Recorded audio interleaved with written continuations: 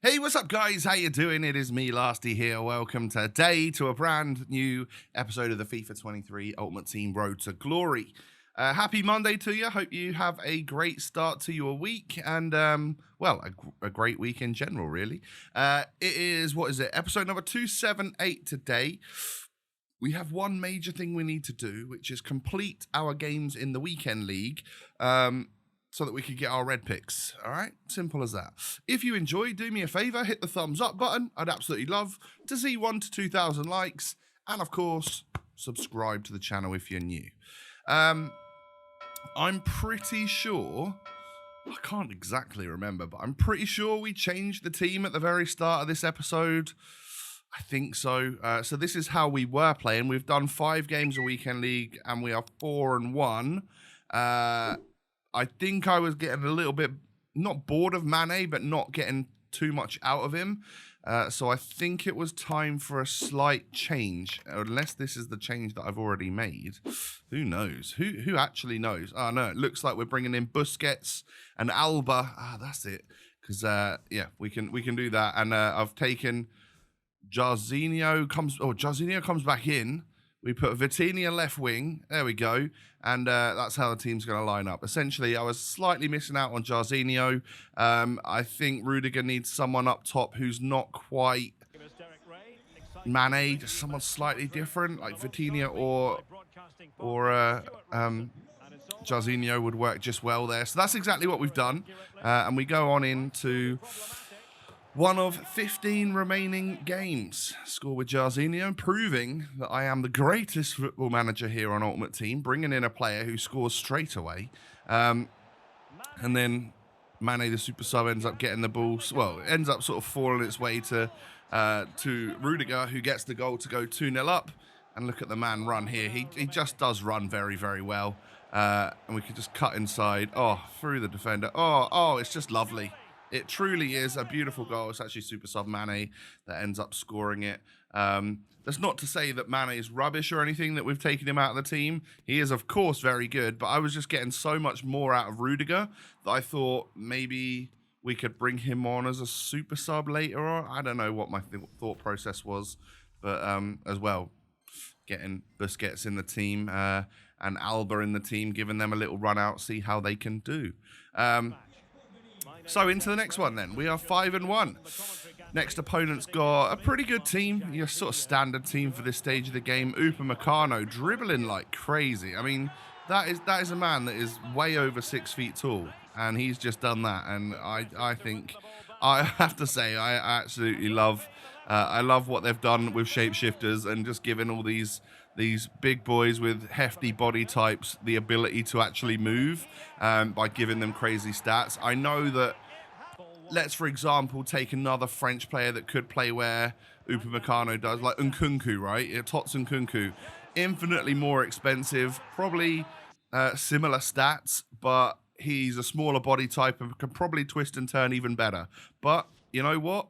For the everyday person that can actually afford to get an SBC for Upamecano done, he is infinitely more usable because, let's face it, not many of us can actually afford a Tots Nkunku or something like that. So yeah, anyway, 6-1 is looking really quite good. Surely at some point we're going to go downhill here. This guy had 4 red Ligue 1 Tots, although that was the week of compensation, right? So, yeah, he didn't necessarily finish super high up or anything. He just got good compensation picks as well. Yeah, lovely work between 2 large boys there, Milinkovic, Savic and Upamecano. Puts me at 1-1. But I was struggling against this guy, I'll be honest. Now, that keeper movement, right? I am a keeper mover. I do move my keeper. But I just pressed Y. I just pressed and held Y to, like, start him to run out. And he ran off to the side, and I was like, okay, great. So, yeah, I got a little bit annoyed at that, and I got a little bit annoyed when he scored the 3rd goal as well. Decided at 6-1 that we can afford to give up a loss or 2.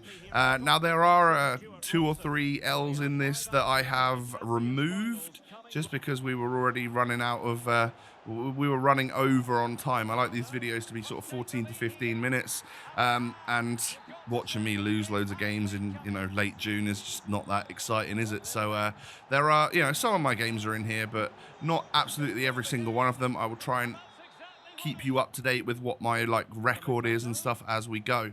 But yeah, I mean, this guy hit me with a full celebration and stuff when he was wasn't this guy, maybe it wasn't this guy, it was somebody else, because I won 2-1 against the guy that I was thinking about. But look at that. Oh my God, Upamecano, what are you doing? So I've actually put him up top with and Jarzinho out wide, and I realized that Rudiger and Upamecano up top was just a little bit nutty against the players that are at and below my skill level. That seems to work really well. You come up against someone who's really good, and I think that's what exposed me a little bit this weekend. No idea what that team is that I've come up against there, really. It was a little bit of a shoddy one, to be honest. But it wasn't the easiest of games. So, I'll give it to my opponent. For some reason, maybe he's just come back into it, but he had a couple of tots and stuff in there. It was just a very underpowered team for this stage of the game. He was a decent FIFA player, though, and as you can see, equalised there. I mean, it's a 90 Eto. It's not like he's absolutely useless, right? But he was putting some good passing moves together.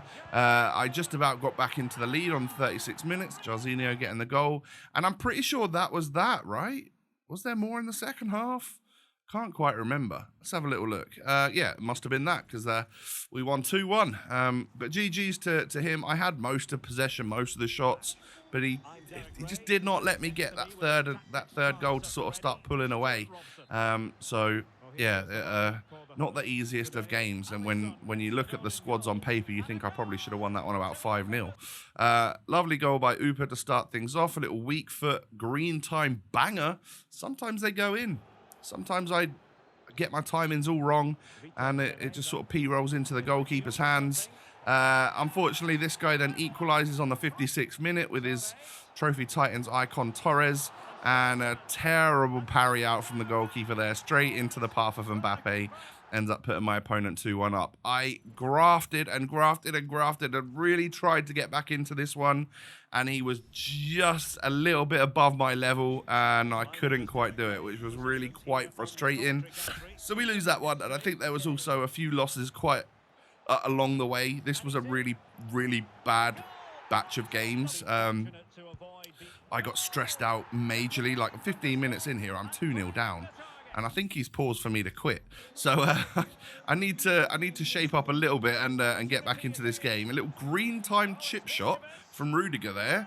Didn't expect that one to. I didn't really expect myself to be green time in chip shots, but hey, it worked.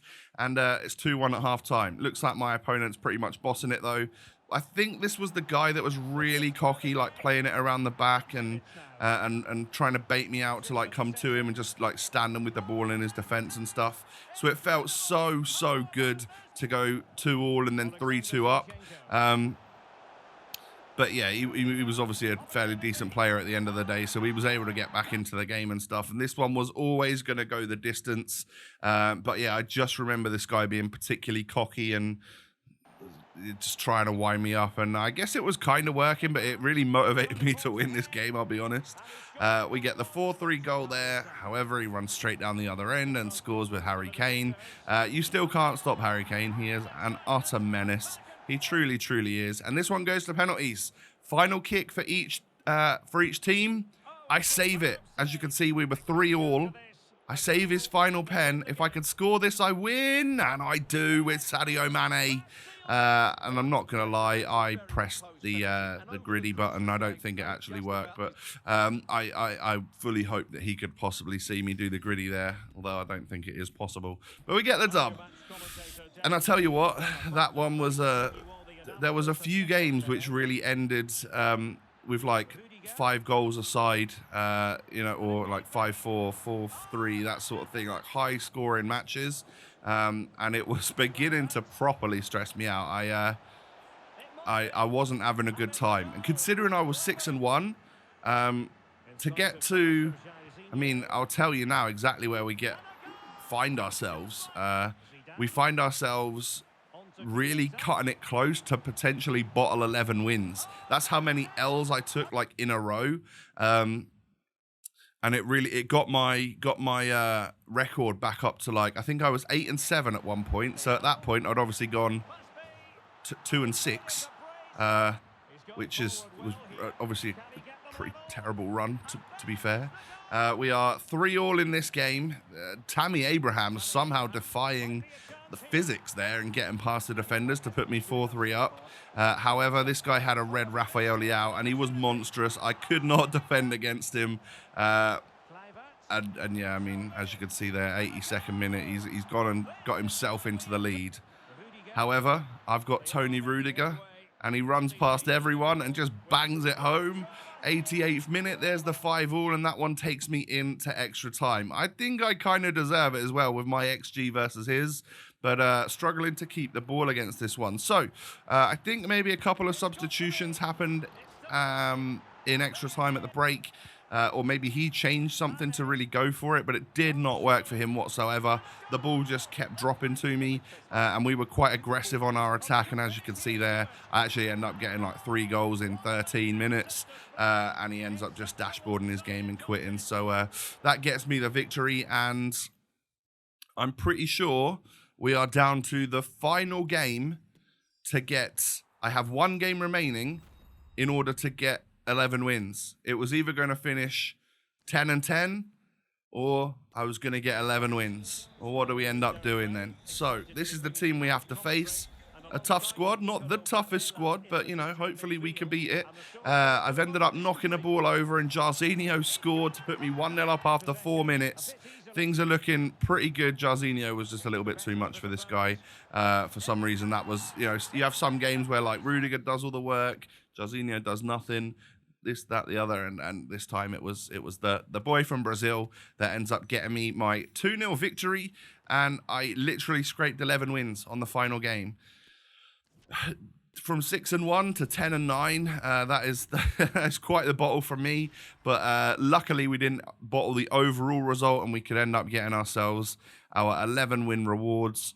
And I think I'm just going to show you the player picks and the red picks as well. The couple of packs that we end up getting there, we'll just have to wait for tomorrow because we're still sitting on these dupes that I'm going to put into Petr Cech, I think. And one of those dupes, of course, is an Mbappe. So, yeah, he's got to go into something half decent, right? From the 2 player picks, we get an 85 and an 86 in Pogba and Lukaku. And then my red picks for this stressful weekend league are 91 Fekir, 92 Fulkrug, and 92 Xavi Galan. Oh dear, massive L. However, the second red player pick was Fofana, Fulkrug, and Molina. Oh my God. That wasn't worth it, was it? Yeah, I mean, awful scenes. At that point, I was so done with the game.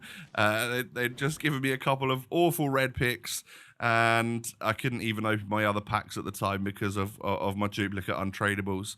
So will I be using this exact team next week? No. I'll change it up a little bit. We'll bring some other players in. What did I think of the key players? So Becker is still one of the best centre-backs in the game, I will say it. This Milinkovic-Savic didn't quite cut it for me in midfield. I think I might try him as a centre-back. And then Rudiger up front is kind of nuts. He does score an awful lot of goals. Vitinha I really like, but I'm on the fence of he's not that... I don't know. Maybe it's all these tall players and stuff that I'm using that makes me feel like they're super fast and Vitinha just doesn't quite outpace people. Maybe it's just that, yeah, using like the lengthy boys that make me think that Vitinha is slow. But yeah, ladies and gentlemen, that is going to be the end of the episode. We ended up just about scraping the weekend league victories and getting ourselves 11 wins. We got 2 pretty terrible red picks in Fulkrug and Molina, and I am gonna be happy to put them into an SBC. There's no doubt about it. Join me tomorrow for my squad battles rewards, my end of my FUT champions rewards, the ultimate pack and that sort of thing. Some other fun big packs as well. And of course, we're gonna unlock that Petr Cech. I can't wait to get him in the squad. Ladies and gentlemen, thank you for watching. If you have enjoyed, do me a favor, smash the thumbs up button. I'd absolutely love to see 1,000 to 2,000 likes. Subscribe as well if you're new to my channel. Cheers. And follow me on social media. The links are down below. Have a great day. Take it easy. Stay safe. Stay healthy. All of that good stuff. I look forward to seeing you again tomorrow. Peace.